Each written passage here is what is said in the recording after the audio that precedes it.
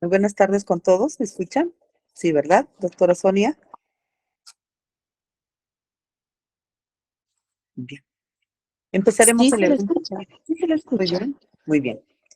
Muy buenas tardes con todos. Nos complace tenerlos hoy nuevamente con nosotros en una edición más de Debate Penal Nacional, espacio académico en el cual se desarrollará la conferencia virtual Imprescriptibilidad y lesa humanidad, tema del cual se ocupará el reconocido magíster y doctor en Derecho, el doctor Ciro Cancho Espinal, quien ha tenido a bien atender la gentil invitación de la Comisión de Capacitación de Jueces y de la Escuela de Formación e Investigación Judicial de la Corte Superior de Justicia de Arequipa, que preside la máxima autoridad de este distrito judicial, el doctor César de la Cuba Chirino.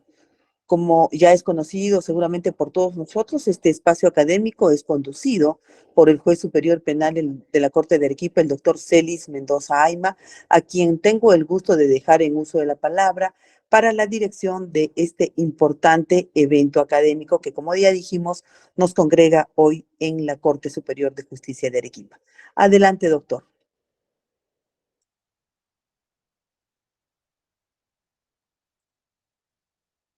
Bien, parece que el doctor Celis no está conectado o tal vez tiene algún inconveniente. Vamos a dejar en uso de la palabra al doctor Ciro Cancho Espinal. Doctor, por favor, si está enlazado en la aula virtual, por favor, tendría bien empezar su disertación, por favor.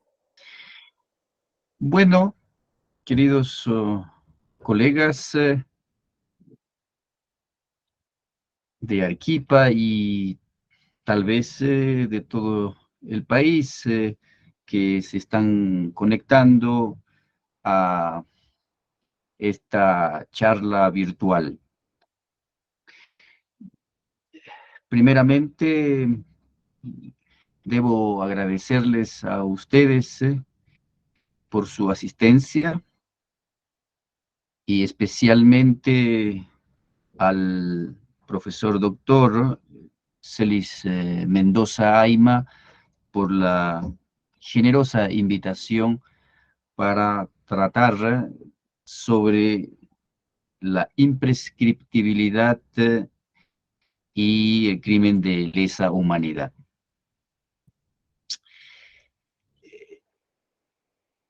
Este tema es coyuntural porque, como sabemos todos,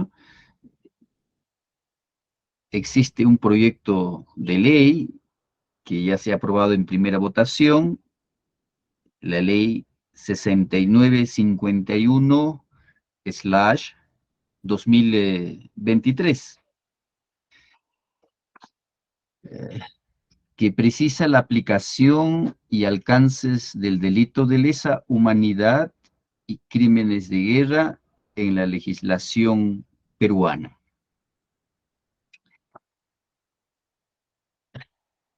La pregunta que surge del contenido de este texto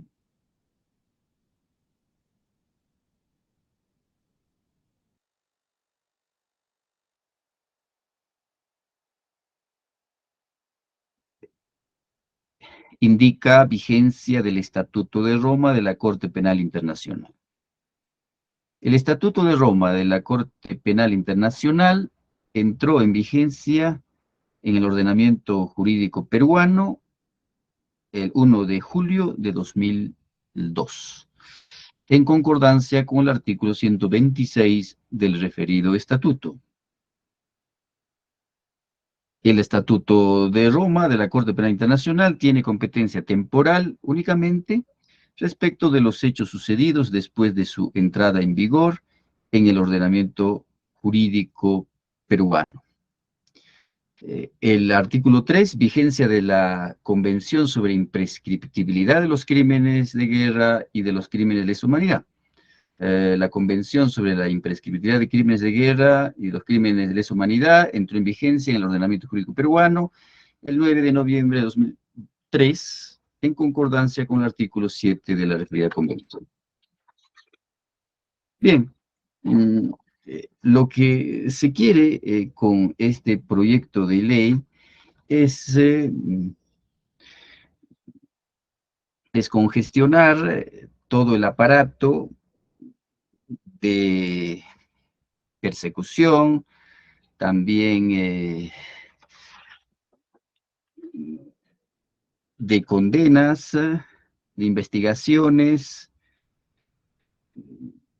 de órdenes de captura que se han expedido de hechos ocurridos en la década de los 80, los primeros años de la década del 90, a funcionarios que han participado en la lucha contra el terrorismo, quienes están siendo procesados por crimen de lesa humanidad.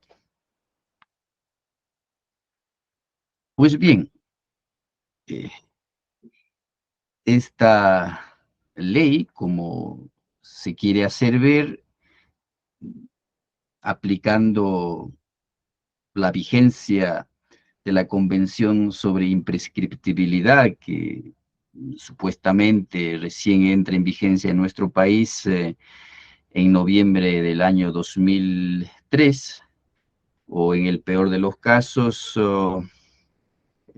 el artículo 29 del Estatuto de Roma, que habla sobre la imprescriptibilidad o que desarrolla sobre la imprescriptibilidad de los crímenes internacionales en los que se encuentra el delito de lesa humanidad, ha entrado en vigencia recién el 1 de julio del 2002. ¿Qué trascendencia tiene esto? Si es verdad, todo el temor que se tiene, cómo debe solucionarse o resolverse los casos que están en giro y los que hemos indicado, ¿no? Investigaciones, capturas, sentencias. Recuérdese que las normas penales favorables son retroactivas, ya sea al procesado y también al condenado. Un primer aspecto que tenemos que tomar en consideración es la existencia o no del crimen de lesa humanidad en la legislación interna nacional. Sobre el particular, yo me he ocupado en varias ocasiones y ya tengo un punto de vista particular, que seguramente algunos lo saben. Y lo que voy a hacer en esta oportunidad es únicamente reforzar y agregar, quizás, o recordar el punto de vista esgrimido anteriormente. La existencia de crimen de lesa humanidad es el presupuesto para hablar de si es imprescriptible o es prescriptible, porque sobre algo que no existe no podemos decir que es prescriptible o es imprescriptible. La condición fundamental es primero desarrollar sobre su existencia. En tal sentido, eh, quiero poner a consideración o entrar en problemática a partir de la filosofía del derecho en general y también de la filosofía del derecho penal en particular. Pues este tema está relacionado con el derecho penal internacional. ¿Es un asunto realmente de laguna del derecho? Hay que tomar en cuenta que nuestro país es cierto que ha ratificado al Estatuto de Roma de la Corte Penal Internacional, pero no lo ha implementado. Esto es, no existe una normatividad, un texto, un código penal internacional particular nuestro, como se ocurre en Argentina, España, Alemania, que haya desarrollado el Estatuto de Roma de la Corte Penal Internacional. De tal manera que se presenta la discusión si directamente puede ser aplicable el Estatuto de Roma de la Corte Penal Internacional en nuestro ordenamiento jurídico penal, o no es posible aplicar directamente. Tal es así la pregunta, ¿existe laguna en ese sentido o es meramente aparente? La respuesta frente a este problema, siguiendo un poco los lineamientos de Pierluigi Ceasoni, es, en primer lugar, desde una perspectiva conceptual, desde una perspectiva ontológica, fenomenológica y metodológica, conceptual. Desde la perspectiva conceptual, si realmente hay laguna, es decir, la inexistencia, en fin, de el crimen de lesa humanidad en nuestro ordenamiento, presupone ciertas ideas, ciertos conceptos que nosotros debemos tener previamente para poder entender el discurso jurídico. Ese es el problema conceptual. En el derecho penal internacional, por decir, la imprescriptibilidad es sustancia en los crímenes internacionales. La imposibilidad, en principio, de derecho de gracia, llámese amnistía, indulto u otras formas de solución de conflictos. Justicia universal y el principio de legalidad desde un inicio ha nacido relativizado. No sé si ustedes se acuerdan que cuando se establece el del Estatuto del Tribunal Internacional de Nuremberg, este estatuto se creó ex post facto, después de la guerra, de la Segunda Guerra Mundial, para sancionar a los nazis. Después de los hechos se crearon los textos. Todos esos aspectos tienen que ver con un discurso eminentemente conceptual previo. Luego, el problema ontológico.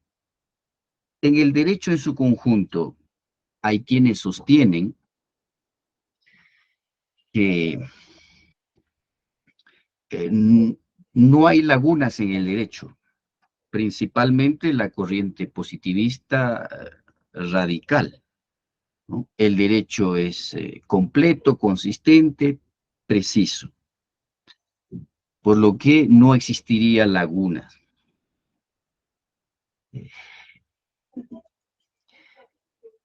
El principio de cierre, lo que no está prohibido, está permitido. En fin, desde esa perspectiva podemos decir, partiendo del derecho positivo, o del positivismo, perdón, del positivismo como corriente, que en nuestro sistema jurídico no vemos que exista un derecho penal internacional, pero si ampliamos el panorama desde la perspectiva del derecho positivo y tomamos en cuenta el Estatuto de Roma de la Corte Penal Internacional, de conformidad al artículo 55 de la Constitución, que los tratados que celebra el Perú forma parte del sistema jurídico peruano y al considerarse estos tratados sobre derechos humanos, podemos decir que efectivamente forma parte del sistema jurídico peruano. Hay otra corriente que sostiene que siempre deben existir lagunas, siempre existen lagunas en el derecho, también en el derecho penal internacional, debemos indicar.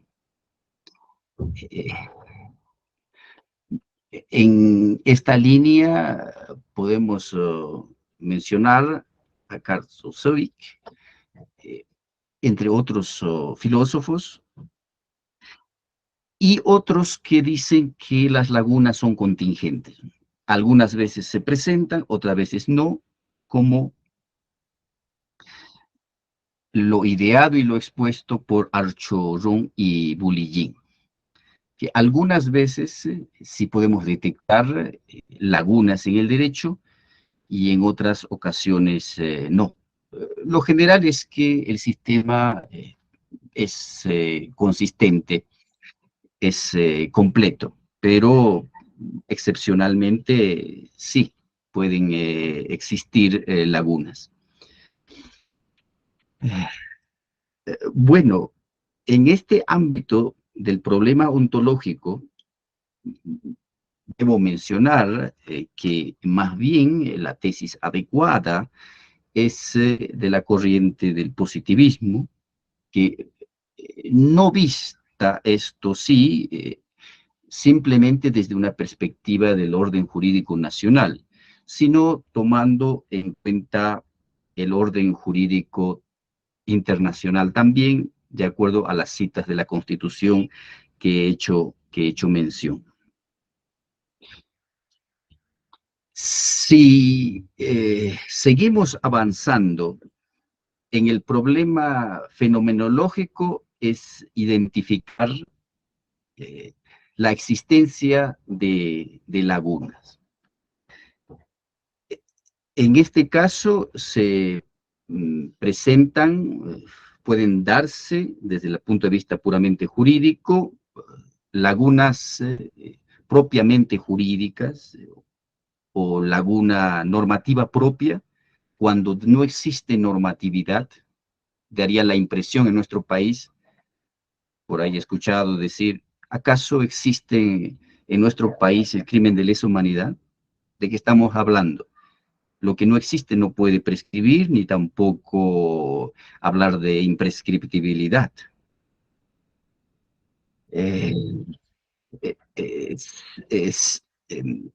Siendo esto así, prácticamente zanjaríamos el debate. Sin embargo, no se reduce, como estoy mencionando, a la identificación de esta laguna puramente normativa, castrada, desde una visión eminentemente del derecho penal nacional. Existe también la denominada laguna técnica. En la laguna técnica existe el ordenamiento jurídico establecido, pero no existe una norma que lo desarrolle. Este creo que es el tipo de laguna que pueda existir en el derecho penal internacional, nuestro, sobre todo en relación con el Estatuto de Roma de la Corte Penal Internacional. Nosotros hemos ratificado el Estatuto de Roma de la Corte Penal Internacional, pero no tenemos un código penal internacional propiamente. Es una laguna técnica que posiblemente en el futuro se tenga que discutir y adecuar, desarrollar la normatividad interna al Estatuto de Roma de la Corte Penal Internacional. Y la otra laguna es de carácter ideológico, axiológico, pero que eso no tiene mucha trascendencia en este ámbito, por lo que voy a obviar a desarrollarlo.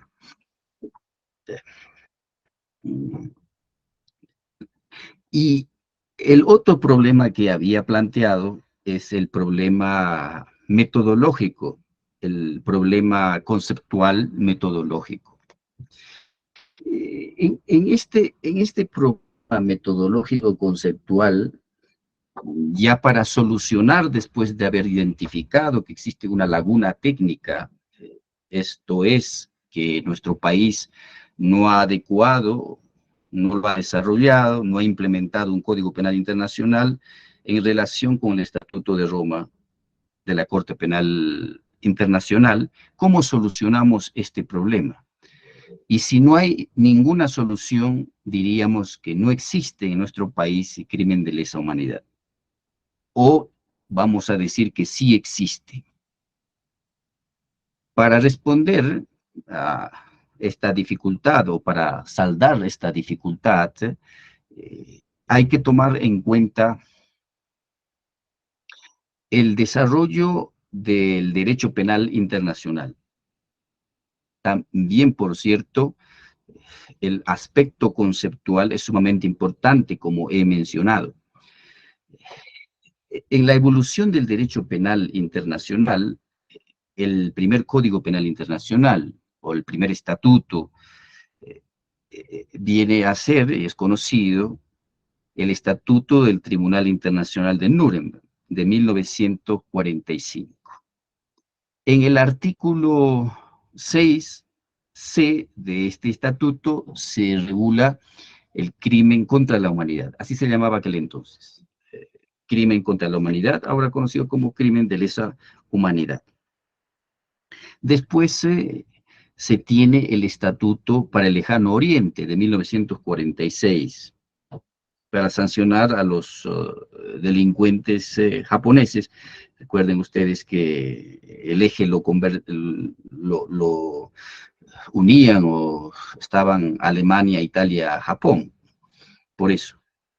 Este estatuto, en el artículo 5, también desarrolla el contenido del crimen de lesa humanidad. En el Estatuto del Tribunal Internacional para la Antigua Yugoslavia se encuentra en el artículo 6. En el artículo 6 del Estatuto del Tribunal Internacional para la Antigua Yugoslavia desarrolla el crimen de lesa humanidad. En el Estatuto del Tribunal Internacional para Ruanda se encuentra en el artículo 3 el crimen de lesa humanidad. Y finalmente, en el artículo 7 del Estatuto de Roma de la Corte Penal Internacional se encuentra el crimen de lesa humanidad. Diríamos que este crimen, el delito, el crimen de lesa humanidad, tiene existencia en el ámbito internacional. Podríamos decir al mismo tiempo que la existencia del crimen de lesa humanidad en el ámbito internacional al mismo tiempo ya tiene existencia en el derecho penal nacional. Hay dos posturas al respecto en nuestro país. La postura mayoritaria sostiene que el crimen de lesa humanidad es meramente declarativo.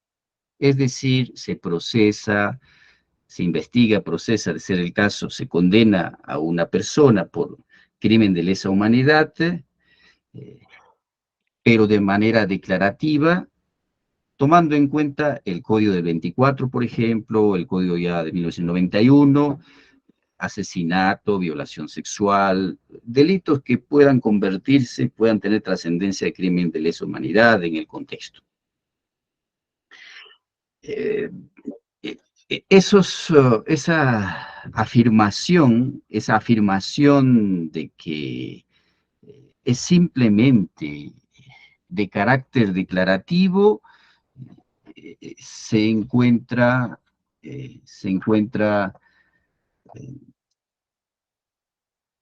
en sentencias del Tribunal Constitucional, por ejemplo, en la sentencia 1460-2016-PHC/TC, fundamento 50.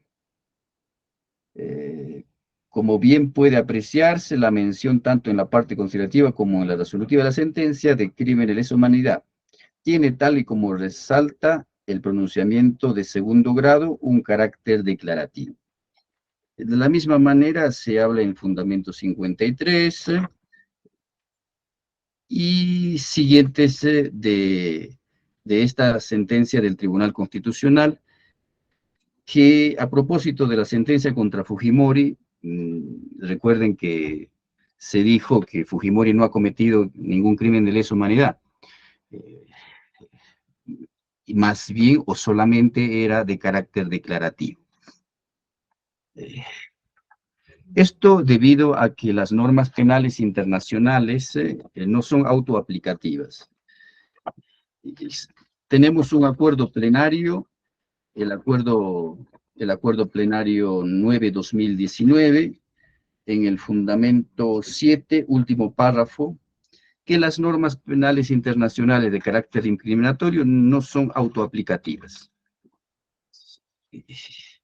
A razón de esto, se dice que el crimen internacional, crimen de lesa humanidad, no es autoaplicativo y por su consiguiente tiene meramente un carácter declarativo. No existe en nuestra legislación supuestamente ningún tipo penal de crimen de lesa humanidad. En la doctrina nacional, el profesor Carollón, un dogmático de fina pluma, también está de acuerdo con ello, de que es simplemente de carácter declarativo, que a alguien se le condene por crimen de lesa humanidad, no porque exista, sino que esa declaración podría tener efectos únicamente para considerar que es imprescriptible, para no aceptar bonificaciones procesales, beneficios penales, entre otros beneficios. En ese mismo sentido, en nuestro país, quien se dedica un tanto al derecho penal internacional, porque son muy pocos los que se dedican al derecho penal internacional en nuestro país, ¿sí? Juan Montoya Vivanco es también del mismo parecer. Caro, yo me estaba olvidando, él tiene un libro, un pequeño libro, El delito de lesa humanidad. En ideas, esto ya es de buena data, del 2014.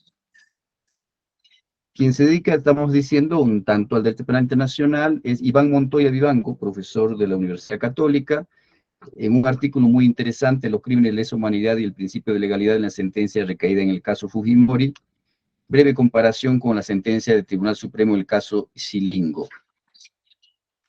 En este trabajo dice que es meramente complementario el decir que se trata de crimen de lesa humanidad en algún caso.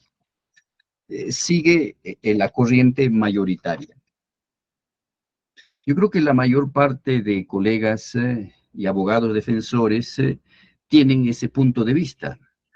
El único que no sigue al coro, tal vez sea yo, y he manifestado de que las normas penales internacionales, desde Nuremberg hasta el Estatuto de Roma de la Corte Penal Internacional, tienen existencia en el ámbito del derecho penal internacional, pero al mismo tiempo en el derecho penal nacional, sin la necesidad de un desarrollo, de una implementación propiamente, porque se trata de códigos penales, estatutos penales que vinculan a todos los países y que el estatuto del Tribunal Internacional de Nuremberg, por ejemplo, responde a una coyuntura bastante delicada de atrocidades. De tal manera que desde 1945 hasta la actualidad, tendríamos que decir, por la gravedad de los hechos que describen estos estatutos y la ratificación que nuestro país ha hecho al Estatuto de Roma de la Corte Penal Internacional, tomando en cuenta el artículo 55 de la Constitución y y la cuarta disposición y final transitoria de la misma Constitución, para indicar que las normas penales internacionales son autoaplicativas inmediatas. Yo creo que no se reduce tanto o no puede reducirse lo dicho tan simplemente. Debo mencionar que el derecho penal internacional prácticamente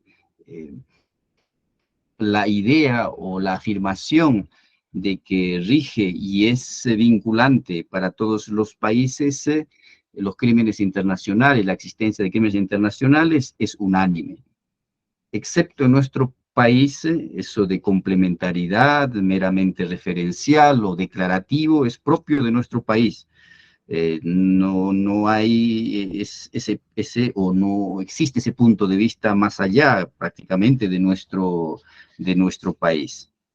¿Acaso ustedes no han escuchado en las noticias que Putin está siendo investigado, procesado y se le ha dictado prisión preventiva por la Corte Penal Internacional? Y sabemos muy bien que Rusia ni siquiera está vinculado, no ha ratificado el Estatuto de Roma de la Corte Penal Internacional. Entonces, si no ha ratificado, ¿por qué le vamos a aplicar las leyes, las normas penales del Estatuto de Roma? Bastaría decir, no, nosotros no hemos ratificado y nuestros ciudadanos no tienen por qué ser procesados. Pero fíjense ustedes que Putin sí tiene orden de captura. Otra cosa es que no se cumpla, eso es otro problema del derecho penal internacional. Y también ustedes habrán escuchado en las noticias al primer ministro de Israel en esta guerra a los palestinos y lo que estamos viendo, las atrocidades en esta guerra, el órgano, la Fiscalía de la Corte Penal Internacional ha pedido prisión preventiva para Netanyahu, para el ministro y otros funcionarios, y por supuesto también para los jefes de Hamas, pero ya han pedido prisión preventiva. Pero Israel no le importa estar en correlación con el Estatuto de Roma, de la Corte Penal Internacional, ni nada.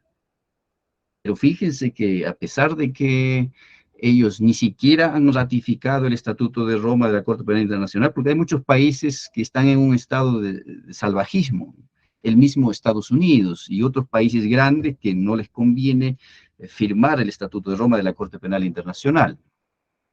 Sin embargo, sus ciudadanos, como estamos viendo, están siendo investigados, procesados por crímenes internacionales, crimen de guerra y probablemente después por crímenes de lesa humanidad, porque tienen la misma connotación, son crímenes internacionales. Y eso de decir que es meramente declarativo, es además un fraude de etiquetas. ¿Para qué decimos que es meramente declarativo? Porque finalmente no hay amnistía, no hay indultos en principio, no hay prescriptibilidad, los delitos son imprescriptibles, en fin. Decir que no existe y luego decir que es referencial es un contrasentido. Pues bien, en el ámbito internacional tenemos 4 maneras de implementación de las normas penales internacionales. Una incorporación completa, la no implementación, implementación modificatoria y combinaciones. En la incorporación completa tenemos la aplicación directa. En la aplicación directa son estados que no han ratificado el Estatuto de Roma, pero aplican y pueden aplicar el Estatuto de Roma de la Corte Penal Internacional como derecho consuetudinario.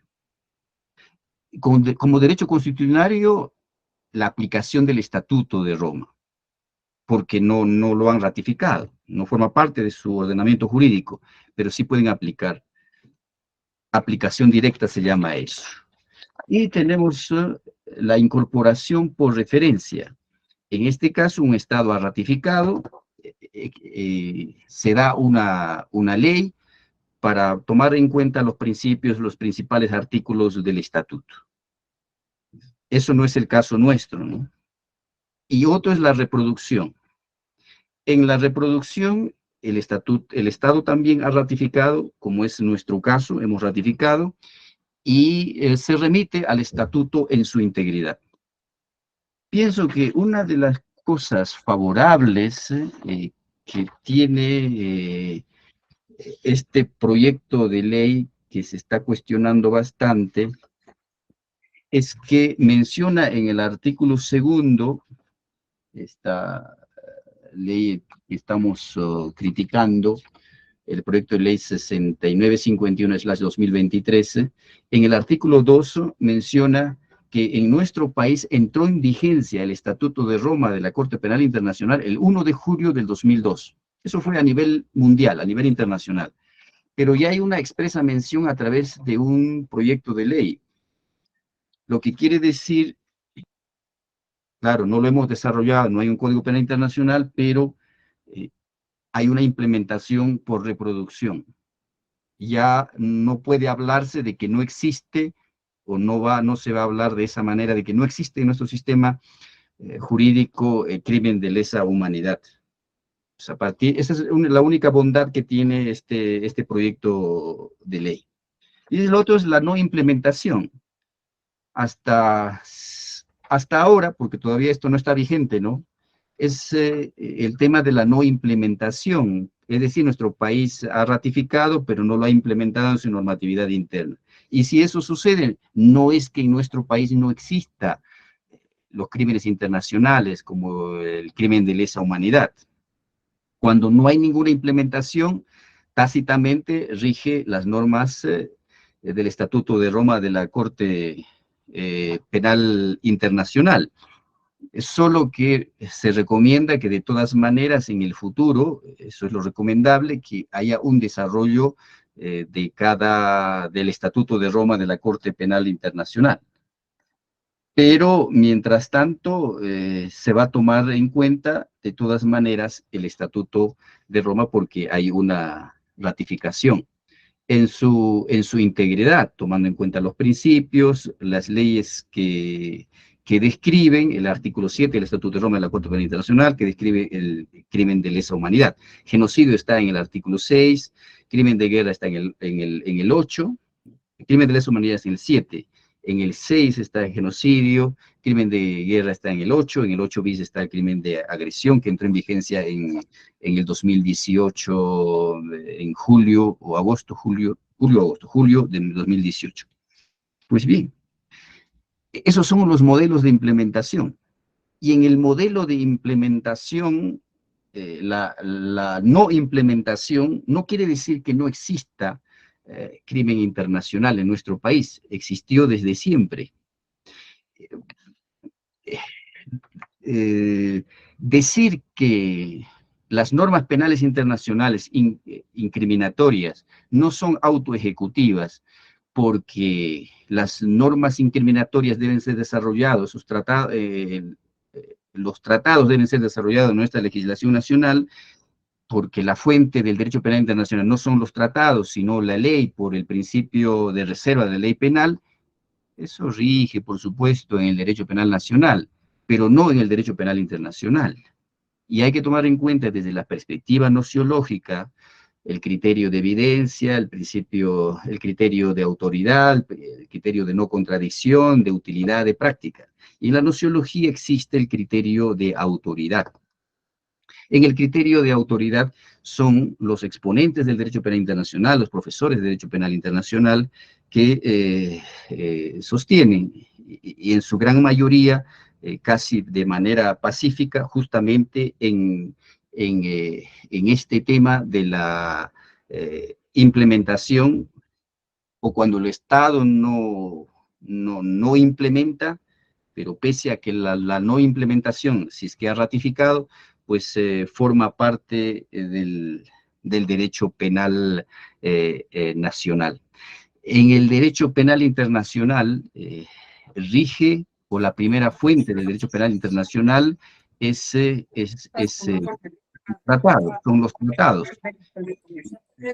No son las leyes ordinarias dadas por el Congreso, por reserva penal. Por favor, quisiera que no es no es la ley la fuente del derecho penal internacional, sino son los tratados. Y si son los tratados, es de aplicación inmediata. Eso en el discurso jurídico penal internacional. No podemos hacer o no podemos saborear el potaje del derecho penal internacional con los ingredientes del derecho penal nacional. La pregunta a la primera cuestión es positiva. ¿Existe o no el crimen de lesa humanidad en nuestro país? La respuesta es que sí existe bajo las argumentaciones, los fundamentos que he mencionado.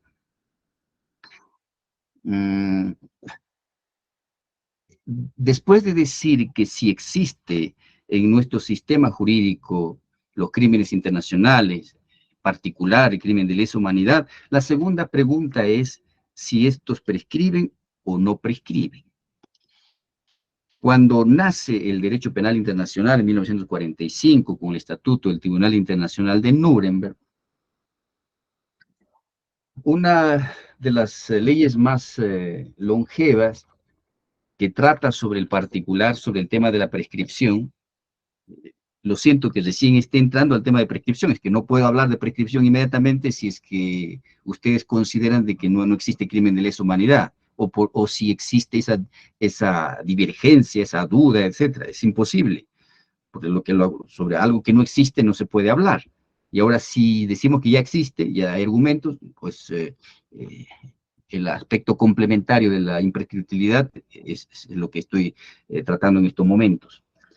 La ley número 10 del Consejo de Control, en el artículo 2 en romanos y 5 en arábigos, menciona lo siguiente: el juicio o procesamiento de un delito que se refiere el presente, el acusado no tendrá derecho a los beneficios de los términos de ley de prescripción respecto al periodo comprendido entre el 30 de enero de 1933 y 1 de julio de 1945.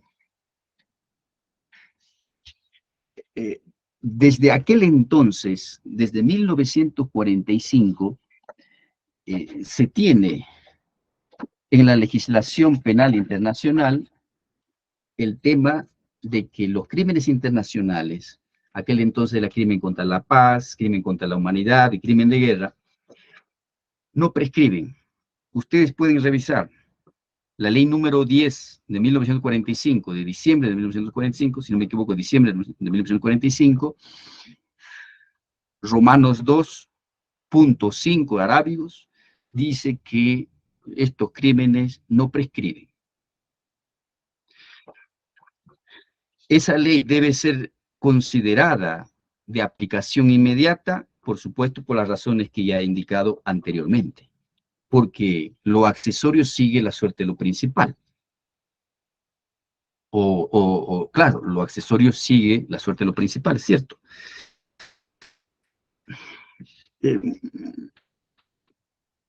El segundo cuerpo normativo que trata sobre la imprescriptibilidad es la Convención de Imprescriptibilidad de Crímenes de Guerra y Crímenes de Lesa Humanidad de 1968, y entró en vigencia en 1970, y que nuestro país ha ratificado en el 2003. Y dice que recién entra en vigencia a partir de 2003 porque hay una reserva. Sobre el particular, yo les recomiendo que esa reserva va contra el significado y el mismo corazón, el mismo pulso de esa convención de imprescriptibilidad, por lo que no tiene asidero esa reserva. Y así lo ha expresado en el expediente 0024-2010 AI/TC, en el fundamento 74. Ya no voy a reproducir las razones, pero estoy sintetizando en el sentido de que dice que el Estado, cuando ratifica la Convención de Imprescriptibilidad, ha dicho que en esa reserva es a partir del 2003 para adelante, y nada hacia atrás, de tal manera que los delitos que se han cometido anteriormente se han prescrito y ya están prescritos. Como le estoy manifestando, esa reserva es nulo de pleno derecho. Aquí la fundamentación es un tanto vasta. Se alude al derecho de los tratados de 1969, a la Convención de Viena. Realmente está bien argumentado. ¿Por qué no? ¿Cuáles son las razones de que esa reserva? Y esto fue con motivo de declarar inconstitucional un decreto legislativo de aquel entonces, decreto legislativo número 1097, que en una disposición complementaria mencionaba justamente a la reserva y a lo que estoy mencionando. Este decreto legislativo 1097 ha sido declarado inconstitucional, lo menos en ese extremo. Y ahora lo que se quiere hacer, o lo que se quiere, bueno, voy a continuar un poco con la normatividad internacional. Aparte de la Convención de Imprescriptibilidad de los Crímenes de Guerra y Crímenes de Lesa Humanidad de 1968, creo que el último cuerpo normativo que define completamente la imprescriptibilidad de los crímenes internacionales es el Estatuto de Roma de la Corte Penal Internacional, artículo 29 del Estatuto, que señala que los crímenes de la competencia de la Corte son imprescriptibles. ¿Qué es lo que toma en cuenta o desarrolla este proyecto de ley 6951/2023 para hacer referencia al Estatuto de Roma, que entra en vigencia el 1 de julio de 2002, y nuevamente, como años anteriores, se ha tratado de desconocer la existencia de crímenes internacionales y también la imprescriptibilidad. Es lo mismo aquello que se ha estado discutiendo anteriormente, aquello que ha estado discutiéndose siempre, y es recurrente esto. Esta ley que trata, que más bien parece ser una ley de amnistía encubierta o indulto encubierto para aquellos que están condenados, prácticamente es nulo de pleno derecho, porque va en contra del mismo sentido de la Convención de Imprescriptibilidad de los crímenes de guerra y crímenes de lesa humanidad de 1968, vigente desde 1970. ¿Y por qué son imprescriptibles los crímenes internacionales? Primera razón es que se trata de la gravedad de estos crímenes, son execrables, que atentan contra la paz y la tranquilidad de la paz internacionales. Y tercero, por la gravedad, por la trascendencia que pone en riesgo la paz y la seguridad internacionales, no pueden existir mecanismos de no persecución. Ha nacido, como ustedes podrán ver, con la ley número 10 del Consejo de Control, han nacido estos crímenes internacionales de lesa humanidad con la característica esencial de que son imprescriptibles. Y además, ¿por qué? Porque aquí en el derecho penal internacional no rige particularmente las teorías de la prevención especial, la prevención general negativa, sino en el derecho penal internacional rige la teoría absoluta de la pena, la retribución y tal vez la prevención general negativa. ¿Y por qué? Porque los criminales internacionales, por más que hayan pasado demasiado tiempo, van a seguir siendo perseguidos y por justicia universal en cualquier parte del mundo. No es necesario la extradición ni nada. Por justicia universal se puede investigar, procesar por cualquier estado. ¿Por qué digo que el derecho penal internacional se afilia con la teoría retributiva, con el retribucionismo? Porque no importa si hacia el futuro se quiere evitar o que el imputado no amerite peligrosidad, o que el imputado realmente se haya resocializado ya con el tiempo y no haya peligro de que nuevamente lleve a cabo algún delito. Simplemente es por los hechos ocurridos anteriormente, una respuesta hacia el hecho pasado, sin necesidad de utilidad hacia el futuro. El fin de la pena es en sí mismo. Tal es así, señores, queridos colegas, por ejemplo, Friedrich Karl Berger, un ciudadano alemán de 95 años, fue guardia en un campo de concentración y vivía en Tennessee, en Estados Unidos, desde 1959. Esta persona, este guardia, Friedrich Karl Berger, ha sido trasladado a Alemania en febrero del 2021 para que se le procese. Es un guardia muy viejo, de 95 años. Cometió los hechos en la Segunda Guerra Mundial, en esa época. ¿Y qué necesidad hay, diríamos nosotros, y diríamos también, pero no existe crimen de lesa humanidad? ¿Y qué necesidad hay de condenar, de procesarlo?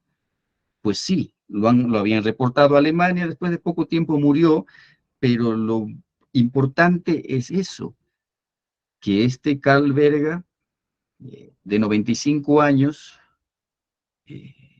fue deportado a su país de origen para que sea condenado. También tenemos a Joseph Schutz, ex guardia nazi, condenado el año 2022 por ser cómplice de asesinato de más de 3.500 personas.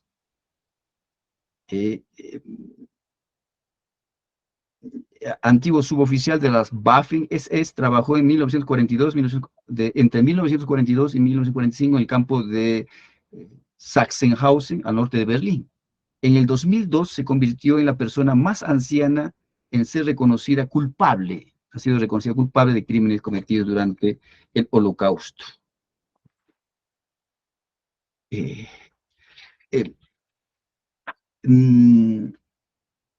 Entre otros criminales nazis, ancianos y longevos, existen varios, pues la lista sería muchísima, no es necesario agotar.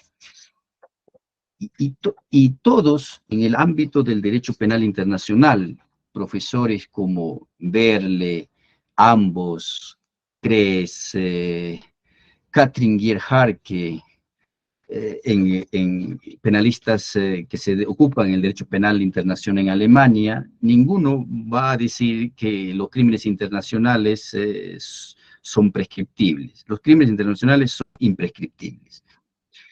Y en nuestro panorama nacional podemos hacer mención a Olázolo, Donde Matute, Gil, una jurista española, que son dedicados al derecho penal internacional, y todos afirman que los crímenes internacionales son imprescriptibles. Hasta ahí El segundo problema, y ahora termino con el tercer problema, para que todo esto salga bien. El hecho de que sea el crimen de lesa humanidad imprescriptible no quiere decir que los casos ocurridos en 1980, 1990, los primeros años, signifique que haya una adecuación correcta de esos hechos a un tipo penal. Ese es el mayor problema. El problema no es si son imprescriptibles o son prescriptibles y desde cuándo. Eso no es el problema. Todos van a un asunto periférico, pero no en realidad al tema central. ¿Cuándo cometieron estos funcionarios, policías, de las Fuerzas Armadas, en fin, que están siendo investigados, orden de captura, condenados, en fin? Si es en la década del 80, escuchen bien, si es en la década del 80, ¿con qué Código Penal Internacional se tendría que procesar en la actualidad? No está discusión si son imprescriptibles o no.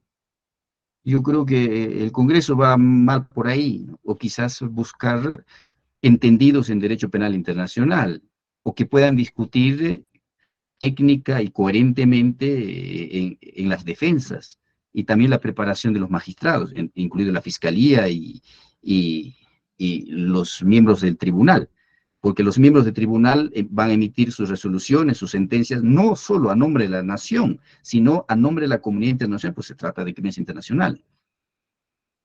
Pues bien, en la década del 80, ¿qué Código Penal Internacional regía?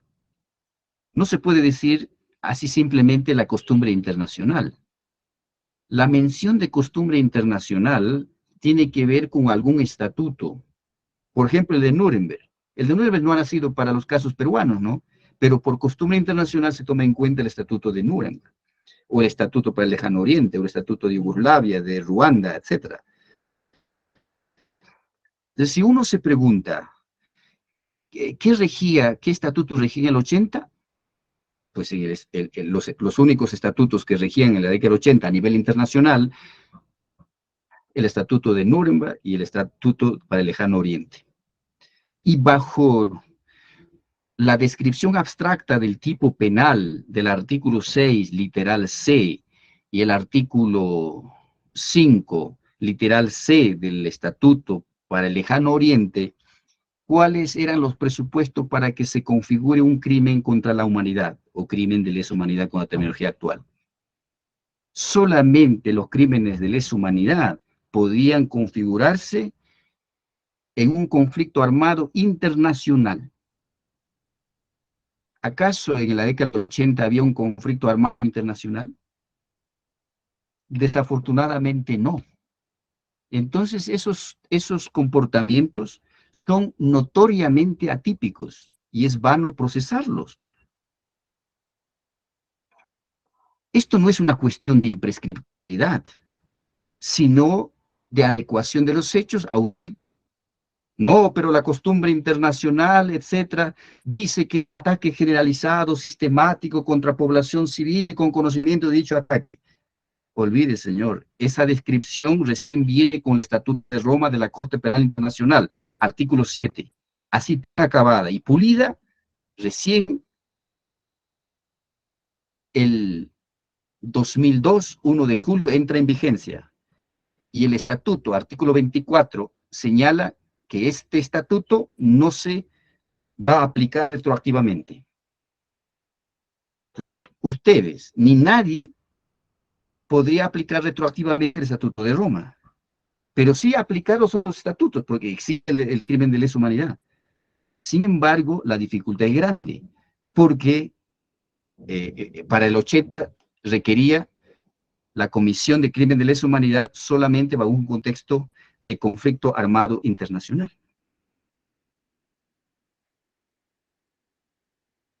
Se da el Estatuto de Yugoslavia. En el artículo 5 de este estatuto se describe el crimen de lesa humanidad y este estatuto es con afán retroactivo hasta 1991.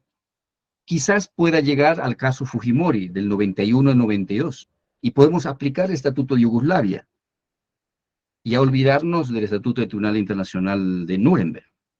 Pero ¿qué señala el Estatuto de Yugoslavia para la configuración de un crimen de lesa humanidad? Que tiene que darse un conflicto armado internacional o un conflicto armado interno. Y entre Sendero y el Estado hubo un conflicto armado interno, internacional es descartado. Interno, ¿hubo o no hubo?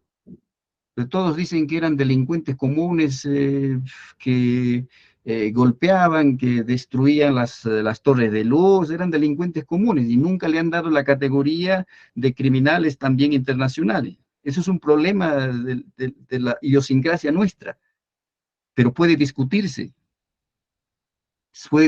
tal vez la Fiscalía afirme que sí, existía conflicto armado interno. Entonces, pues habría que aplicar tal vez para los casos de 1990 el Estatuto del Tribunal Internacional para la antigua Yugoslavia. Puede ser porque ese estatuto se aplica retroactivamente, expresamente así lo indica. Y así nació los estatutos, con efectos retroactivos, contra natura, contra el principio de legalidad. Pero así fue, pues así empezó el derecho penal internacional, es una de sus características. ¿Qué van a hacer? ¿Fue contra el principio de legalidad de la lex previa? Sí, así fue. Y hay legitimidad internacional.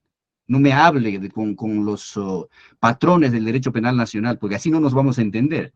Ya he dicho, ya uno de los primeros problemas, el problema conceptual, ontológico, fenomenológico y metodológico, ¿no? Si no entiende eso, no va a entender nada de lo que se está diciendo. Y en 1994 se tiene el Estatuto del Tribunal Internacional de Ruanda. Ese estatuto es de noviembre-diciembre del 94 con efectos retroactivos al 1 de enero del 1994. Y recién con ese estatuto, ojo, recién con ese estatuto se hace alusión en el artículo 3 de ese estatuto, el crimen de lesa humanidad en tiempos de paz, así como en tiempos de guerra. Y hace referencia a ataque generalizado, sistemático contra población civil. ¿Ese estatuto puede aplicarse hasta la década del 80? No, por favor, eso no se puede hacer. En 1994 sí. Quiere decir que los hechos ocurridos de 1994 hacia adelante, donde toma en cuenta ataque generalizado sistemático contra población civil, es perfectamente aplicable el Estatuto del Tribunal Internacional de Ruanda. Pero para los hechos ocurridos en la década del 80, no. Esa es la gran dificultad. Grande. Y por razones del principio de legalidad, no podría procesarse ni condenarse a nadie por crimen de lesa humanidad, y habían prescrito, porque justamente no hay adecuación al tipo. No es un asunto de imprescriptibilidad o prescriptibilidad, de hecho que son imprescriptibles, sino un asunto de adecuación típica de los hechos a un tipo. Pues el tipo penal para aquel entonces, ya vuelvo a repetir, insisto varias veces, de acuerdo al Tribunal Internacional de Nuremberg, exigía que crimen de lesa humanidad únicamente se presentaba en conflicto armado internacional. Pero ¿qué ha pasado en los otros países y que el Perú no ha tomado en cuenta? Yo no sé por qué, Y hay debates así amorfos y se toma en cuenta de pronto una idea a un experto del tiktokero que se presenta ante los medios de comunicación y dice cualquier disparate y ya eso forma idea, forma opinión, etc. En el ámbito internacional, frente a hechos que no se podían aplicar el Estatuto del Tribunal Internacional de Nuremberg, porque ya hemos dicho que se presentaba únicamente lesa humanidad en conflicto armado internacional, se han expedido estatutos o tribunales internacionales híbridos. Estos tribunales internacionales híbridos se dio los paneles especiales de Dili, de Sierra Leona, el estatuto, el tribunal de Sierra Leona, el tribunal de Camboya para sancionar la dictadura de Pol Pot, entonces no sé si se acuerdan, en el caso de Líbano, en el caso de Irak también, para sancionar a Saddam Hussein. En esos casos, los países han pedido autorización al Consejo de Seguridad, que forma parte de la ONU, y el Consejo de Seguridad ha autorizado a los países para que crearan un estatuto, de tal manera que se lleve a cabo los procesos bajo las reglas de un estatuto y por un tribunal internacionalizado donde participan jueces nacionales y jueces internacionales. ¿Por qué? Porque los casos que han ocurrido, por ejemplo, en Camboya es de la década de los 70, 75 al 80, si no me equivoco. En el caso de Sierra Leona, del mismo modo, son anteriores a los estatutos de Yugoslavia y de Ruanda, y la dificultad del estatuto del Tribunal Internacional de Nuremberg. Eso no se podía aplicar porque desde ya eran atípicos. Entonces se crearon para hechos ocurridos en la década del 70, del 80, tribunales híbridos internacionalizados. ¿Y por qué no se ha creado en nuestro país? Y después andamos llorando, ¿y por qué la impunidad y todo eso? Pues se va a dar la impunidad justamente porque el Estado no sigue la vía adecuada del derecho penal internacional, porque esos hechos son notariamente atípicos para la época.